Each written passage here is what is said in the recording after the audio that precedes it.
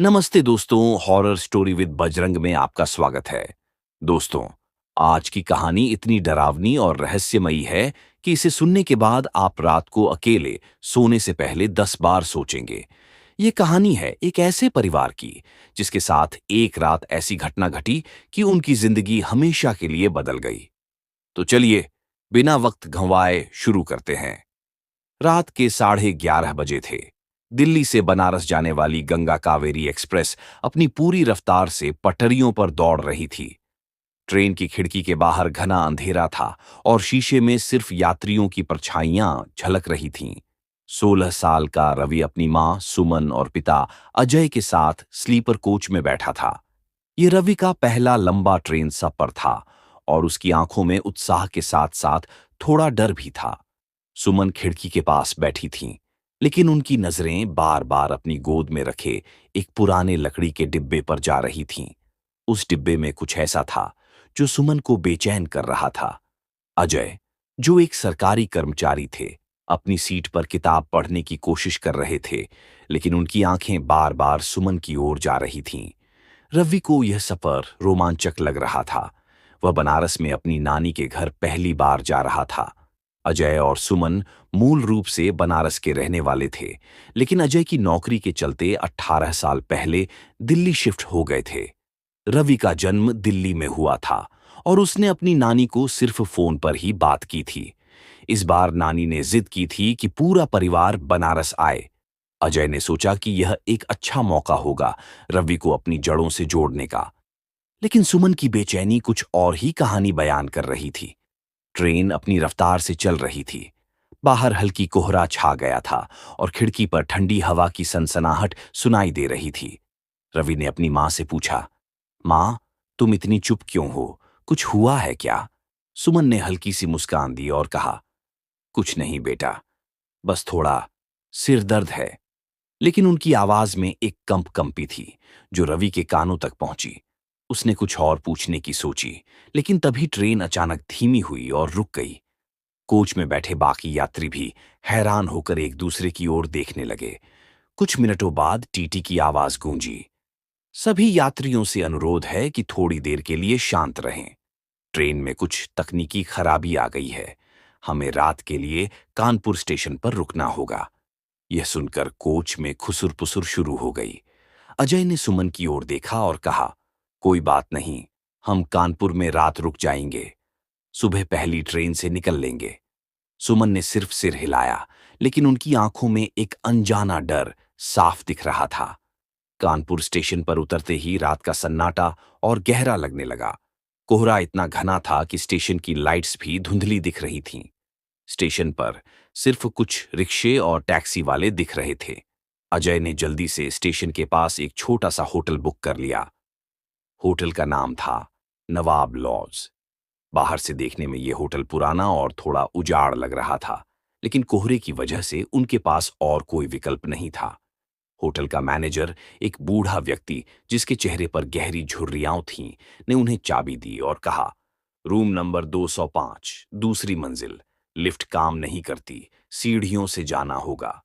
सीढ़ियां चढ़ते वक्त रवि ने गौर किया कि होटल की दीवारें नम थीं और हवा में एक अजीब सी गंध थी, जैसे पुरानी किताबों और सड़ते हुए लकड़ी की। रूम नंबर 205 में पहुंचते ही सुमन ने दरवाजा खोला। कमरे में एक पुराना पंखा धीरे धीरे घूम रहा था और उसकी खटखट कमरे के सन्नाटे को और डरावना बना रही थी। बिस्तर पर चादरें साफ थीं, लेकिन दीवारों पर कुछ अजीब से धब्बे दिख रहे थे। रवि ने हंसते हुए कहा, यह तो किसी डरावनी फिल्म का सेट लग रहा है। अजय ने उसे डांटा, चुप कर रवि, बस रात काटनी है। सुमन ने अपने लकड़ी के डिब्बे को बिस्तर के पास रखा और बिना कुछ बोले बाथरूम की ओर चली गईं। अजय और रवि ने अपने बैग रखे और सोने की तैयारी करने लगे, लेकिन जैसे ही रवि बिस्तर पर लेटा, उसे अपने सिर में एक तेज चुभन महसूस हुई। यह दर्द इतना तेज था कि उसकी आंखों के सामने अंधेरा छा गया। उसने सोचा कि शायद थकान की वजह से है और उसने अपनी मां को कुछ नहीं बताया। सुमन जब बाथरूम से लौटी तो उन्होंने देखा कि रवि का चेहरा पीला पड़ गया है। क्या हुआ बेटा?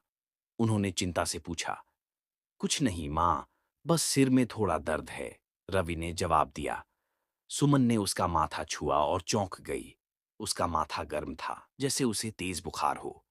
अजय, जल्दी देखो, रवि को बुखार है। सुमन की आवाज में घबराहट थी। अजय ने जल्दी से अपनी थैली से दवा निकाली और रवि को दी। लेकिन दवा लेने के बाद भी रवि का बुखार कम नहीं हुआ। रात के करीब 1 बजे कमरे का माहौल और भारी हो गया। पंखा अचानक रुक गया और कमरे में एक अजीब सी ठंड फैलने लगी। बाहर कोहरे की वजह से कोई आवाज नहीं आ रही थी और कमरे के अंदर सन्नाटा इतना गहरा था कि हर छोटी सी खटपट भी सुनाई दे रही थी। सुमन बिस्तर पर बैठी थीं और उनकी नजर बार बार उस लकड़ी के डिब्बे पर जा रही थी। उस डिब्बे में कुछ ऐसा था जो सुमन को सालों से परेशान कर रहा था। अचानक रवि ने करवट बदली और धीमी आवाज में बड़बड़ाने लगा। वो वो दरवाजे पर है। सुमन और अजय ने एक दूसरे की ओर देखा। क्या बकवास कर रहा है? अजय ने कहा और दरवाजे की ओर देखा। दरवाजा बंद था और बाहर सिर्फ सन्नाटा था। लेकिन तभी कमरे की लाइट्स हल्की हल्की झपकने लगीं। सुमन की सांसें तेज हो गईं। उन्हें ऐसा लगा जैसे कोई कमरे में उनके साथ है। अजय, कुछ गड़बड़ है, सुमन ने फुसफुसाते हुए कहा। उनकी आवाज में डर साफ सुनाई दे रहा था। अजय ने हिम्मत जुटाकर कहा, सुमन, शांत हो जाओ। ये सब बस हमारा वहम है। लेकिन उनकी बात पूरी होने से पहले ही कमरे में एक धीमी सी आवाज गूंजी। ये किसी बच्चे की रोने जैसी थी, लेकिन इतनी ठंडी और खोखली कि सुनकर रोंगटे खड़े हो जाएं। मम्मी। ये आवाज इतनी धीमी थी कि पहले तो सुमन को लगा कि यह उनका वहम है, लेकिन फिर वही आवाज दोबारा आई। मम्मी, मुझे देखो। सुमन का दिल जोर जोर से धड़कने लगा। यह आवाज उनकी बेटी रिया की थी। रिया, जो अब इस दुनिया में नहीं थी। 8 साल पहले जब रवि 8 साल का था, सुमन और अजय अपनी बेटी रिया के साथ दिल्ली से कानपुर ट्रेन से जा रहे थे। रिया उस वक्त सिर्फ 4 साल की थी। रात के समय ट्रेन में एक छोटा सा हादसा हुआ था। अजय ने रिया को अपनी गोद में लिया था, लेकिन एक झटके में उनकी आंख लग गई। जब उनकी आंख खुली तो रिया उनकी गोद में नहीं थी। सुमन और अजय ने पूरी ट्रेन छान मारी, लेकिन रिया का कहीं पता नहीं चला। आखिरकार ट्रेन के एक डिब्बे के पास, खुले दरवाजे के पास, रिया का छोटा सा रिबन मिला। उस रात के बाद रिया कभी नहीं मिली। सुमन ने उस रात के बाद से उस लकड़ी के डिब्बे में रिया की हर छोटी छोटी चीज संभाल कर रखी थी। वह डिब्बा उसका दुख, उसका गिल्ट और उसकी उम्मीद था। लेकिन आज इस कमरे में उस आवाज ने सुमन को फिर से उस रात में खींच लिया। मम्मी, मैं यहां हूं। आवाज अब और साफ थी। ये दरवाजे की ओर से आ रही थी। सुमन की नजर दरवाजे पर गई, लेकिन वहां कुछ नहीं था, सिर्फ अंधेरा। अजय ने सुमन का हाथ पकड़ा और कहा, यह तुम्हारा वहम है सुमन, रिया अब नहीं है। लेकिन उनकी बात पूरी होने से पहले रवि अचानक बिस्तर से उठ बैठा। उसकी आंखें पूरी तरह खुली थीं, लेकिन उनमें एक अजीब सी खालीपन था। वो मुझसे बात कर रही है, रवि ने धीमी कांपती आवाज में कहा। वो कह रही है कि वो अकेली है। सुमन और अजय के चेहरे पर खून उतर गया। रवि की आवाज में कुछ ऐसा था जो बिल्कुल उसका नहीं लग रहा था। तभी कमरे की लाइट्स पूरी तरह बुझ गईं। अंधेरा इतना गहरा था कि सुमन और अजय को अपने सामने बैठा रवि भी ठीक से दिखाई नहीं दे रहा था। कमरे में सिर्फ कोहरे की सनसनाहट और उस पंखे की खटखट सुनाई दे रही थी, जो अब फिर से चलने लगा था। सुमन ने अपनी सांसों को नियंत्रित करने की कोशिश की, लेकिन उसका दिल इतनी जोर से धड़क रहा था कि उसे लग रहा था कि यह आवाज पूरे कमरे में गूंज रही है। रवि, बेटा, क्या हो गया है तुझे? अजय ने धीरे से पूछा, लेकिन उनकी आवाज में डर साफ झलक रहा था। रवि ने कोई जवाब नहीं दिया। वह बिस्तर पर बैठा था, उसकी आंखें अब भी दरवाजे की ओर थीं। सुमन ने हिम्मत जुटाकर अपने बेटे का कंधा पकड़ा, लेकिन जैसे ही उसने उसे छुआ, रवि का शरीर अचानक ठंडा पड़ गया। ये ठंड ऐसी थी जैसे वह बर्फ के टुकड़े को छू रही हो। अजय, कुछ गड़बड़ है, सुमन चीख पड़ी। अजय ने जल्दी से अपनी जेब से फोन निकाला और टॉर्च ऑन की। टॉर्च की रोशनी में उन्होंने देखा कि रवि का चेहरा अब और पीला पड़ गया था। उसकी आंखें अब भी दरवाजे की ओर थीं और उसके होंठ धीरे धीरे हिल रहे थे, जैसे वह किसी से बात कर रहा हो। वो कह रही है कि वो हमें ले जाएगी। रवि की आवाज इतनी धीमी थी कि सुनने के लिए सुमन को उसके करीब जाना पड़ा। कौन? रवि? कौन बात कर रहा है? सुमन ने कांपते हुए पूछा। लेकिन इससे पहले कि रवि कुछ कह पाता, कमरे में फिर से वही बच्चे की रोने की आवाज गूंजी। इस बार यह इतनी तेज थी कि सुमन और अजय दोनों के रोंगटे खड़े हो गए। अचानक दरवाजे पर एक हल्की सी खटखट हुई। सुमन की सांस अटक गई। अजय ने हिम्मत जुटाकर दरवाजे की ओर देखा, लेकिन वहां कुछ नहीं था। कोई नहीं है सुमन, शांत हो जाओ, उसने कहा, लेकिन उसकी आवाज में विश्वास की कमी थी। तभी कमरे की लाइट्स फिर से झपकने लगीं। इस बार रोशनी इतनी तेज थी कि उनकी आंखें चौंधियां गईं। और फिर एक पल के लिए उन्होंने देखा, एक छोटी सी बच्ची जिसके कपड़े गीले थे और चेहरा पीला पड़ गया था, दरवाजे के पास खड़ी थी। उसकी आंखें खाली थीं और उसके होठों पर एक अजीब सी मुस्कान थी। मम्मी, तुमने मुझे छोड़ दिया, बच्ची की आवाज कमरे में गूंजी। सुमन चीख पड़ी और पीछे हट गई। अजय ने उसे अपने पीछे खींच लिया। कौन हो तुम? अजय ने चिल्लाकर पूछा। लेकिन बच्ची की छाया धीरे धीरे गायब हो गई और कमरे में फिर से अंधेरा छा गया। अब रवि बिस्तर पर बेहोश पड़ा था। सुमन और अजय ने उसे हिलाने की कोशिश की, लेकिन वह नहीं जाग रहा था। सुमन की आंखों से आंसू बह रहे थे। ये सब मेरी गलती है अजय, मैंने रिया को नहीं बचाया, वो मुझसे बदला ले रही है। अजय ने सुमन को गले लगाया और कहा, नहीं सुमन, ये रिया नहीं है, कुछ और है, हमें यहां से निकलना होगा।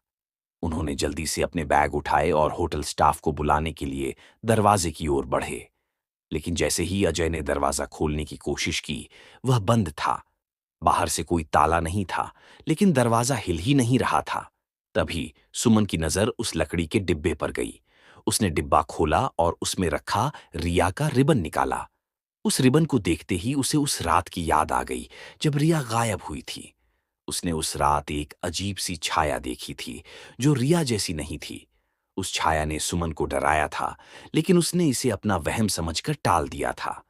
अजय, मुझे लगता है ये रिया नहीं है, सुमन ने फुसफुसाते हुए कहा। क्या मतलब? अजय ने हैरानी से पूछा।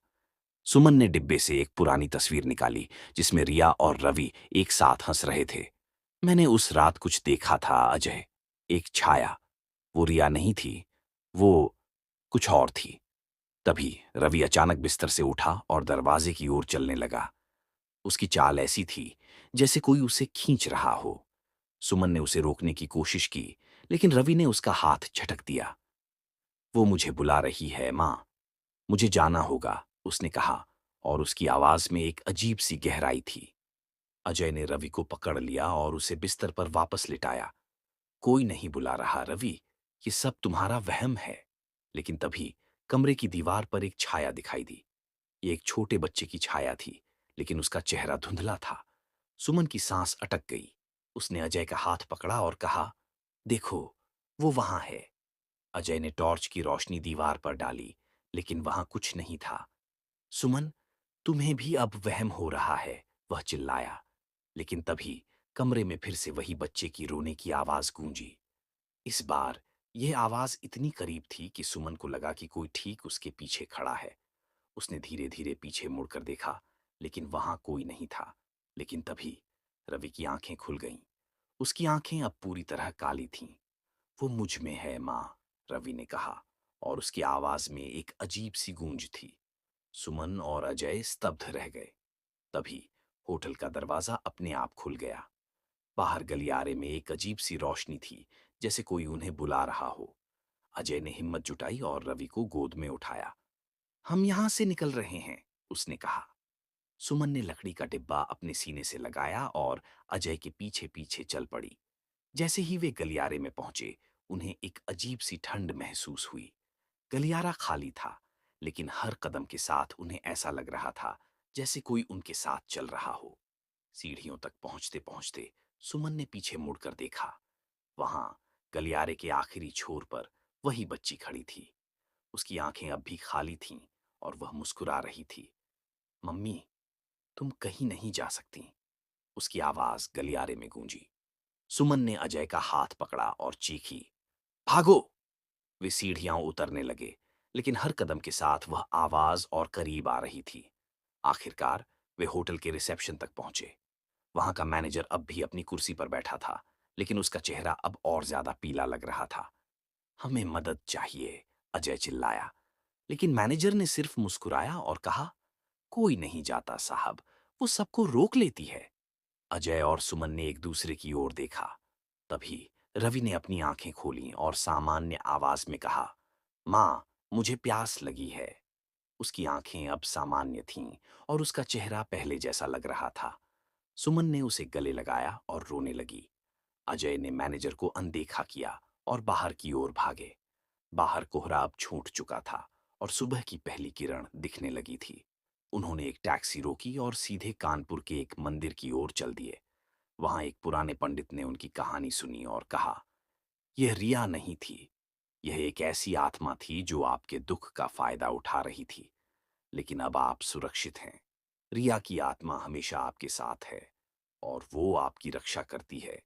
पंडित ने कुछ मंत्र पढ़े और एक ताबीज रवि के गले में बांध दिया।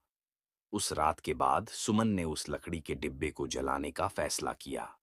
वह नहीं चाहती थी कि उसका दुख फिर कभी किसी और को निशाना बनाए। बनारस पहुंचकर रवि, सुमन और अजय ने अपनी नानी के साथ समय बिताया, लेकिन उस रात की बात कोई नहीं भूल पाया।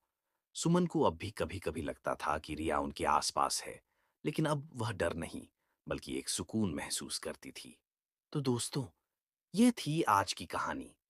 अगर आपको ये कहानी पसंद आई, तो हमारे channel horror story with Bajrang को सब्सक्राइब करना न भूलें। बेल आइकन दबाएं ताकि हर नई डरावनी कहानी की नोटिफिकेशन आपको सबसे पहले मिले।